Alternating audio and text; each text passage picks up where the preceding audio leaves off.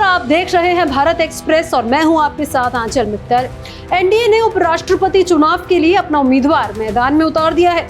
महाराष्ट्र के मौजूदा राज्यपाल सीपी राधाकृष्णन को एनडीए ने उपराष्ट्रपति चुनाव के लिए अपना उम्मीदवार घोषित किया है।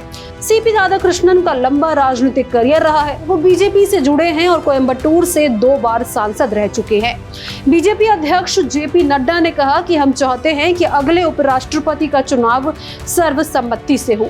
इसको लेकर लोग ये भी जानना चाहते हैं कि आखिर बीजेपी ने सीपी राधाकृष्णन को ही क्यों चुना।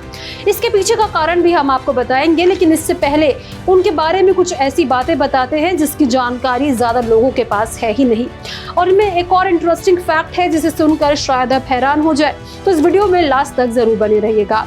तो सबसे पहली बात यह है कि तमिलनाडु में जन्मे सीपी राधाकृष्णन पिछले साल जुलाई से महाराष्ट्र के राज्यपाल के रूप में कार्यरत है।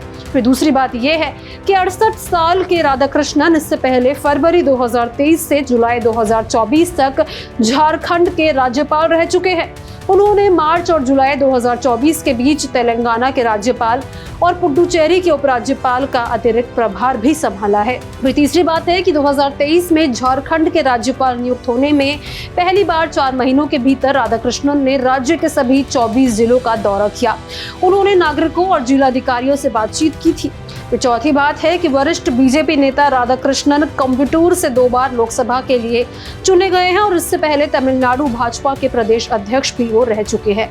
पांचवी बात है कि तमिलनाडु बीजेपी प्रमुख के रूप में 2004 से 2007 के बीच उन्होंने 93 दिनों तक चलने वाली 19,000 किलोमीटर की रथ यात्रा की। ये यात्रा सभी भारतीय नदियों को जोड़ने, आतंकवाद के उन्मूलन, समान नागरिकता संहिता लागू करने, अस्पृश्यता निवारण और नशीले पदार्थों के खतरे से निपटने की उनकी मांगों को उजागर करने के लिए निकाली गई थी।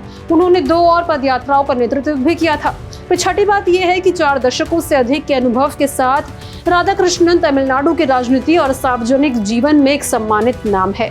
फिर 7वीं बात है कि 1957 में तमिलनाडु के तिरुप्पुर में जन्मे राधाकृष्णन ने कोयंबटूर के चिदम्बरम कॉलेज से बीबीए की डिग्री के साथ अपनी पढ़ाई पूरी की।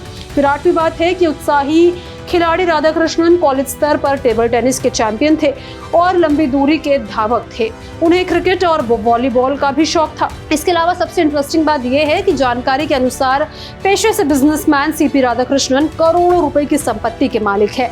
साल 2019 में चुनाव को दिए हलफनामे के मुताबिक सीपी राधाकृष्णन के चल अचल संपत्ति के अलावा करोड़ों रुपए बैंक खातों में भी जमा है। सीपी राधाकृष्णन के पास लगभग 66 करोड़ 11,40,167 रुपए की संपत्ति है। इसमें 7 करोड़ 31,07,436.32 रुपए की चल संपत्ति है, जिसमें कैश, बैंक में जमा रुपए, insurance policy, bond, share, jewellery आदि शामिल है। वहीं 44 करोड़ 43,25,040 रुपए के एग्रीकल्चर लैंड, 7 करोड़ 23,73,790 की नॉन एग्रीकल्चर लैंड, फिर 6 करोड़ 63,34,000 रुपए की कमर्शियल बिल्डिंग और 1 करोड़ 50 लाख रुपए का उनके पास घर है। और सबसे ज्यादा हैरान करने वाली बात यह है कि इतना सब होने के बावजूद सीपी राधाकृष्णन के पास कोई भी गाड़ी नहीं है, यानी कि उनके पास कोई भी कार नहीं है। लेकिन सबसे जरूरी बात यह है कि आखिर बीजेपी ने उन्हें ही क्यों चुना। तो एक्सपर्ट्स के अनुसार बीजेपी के राज्यपाल सीपी राधाकृष्णन को एनडीए की ओर से उपराष्ट्रपति पद के लिए उम्मीदवार घोषित किया जाना बीजेपी की एक सीधी सोची समझी रणनीति बताई जा रही है। इसमें जटिल चुनावी गणित और गहरी क्षेत्रीय रणनीति समाहित है। सीपी राधाकृष्णन के नाम का ऐलान सिर्फ व्यक्तिगत रूप से उनकी वफादारी का इनाम नहीं है, बल्कि ये तमिलनाडु और दक्षिण राज्यों में अपनी पैठ बैठाने के लिए बीजेपी के नए प्रयास का एक संकेत है। या भाजपा को अपनी पकड़ बनाने के लिए संघर्ष करना पड़ा है, तो वही इसके लिए चुनाव 9 सितंबर को होगा। अब इसको लेकर आपकी क्या राय है, कमेंट बॉक्स में जरूर शेयर करें। इनमें से आपको कितनी बातों की जानकारी थी वो भी जरूर बताएं। इसी तरह की तमाम वीडियोस के लिए हमारे चैनल को जरूर सब्सक्राइब करें।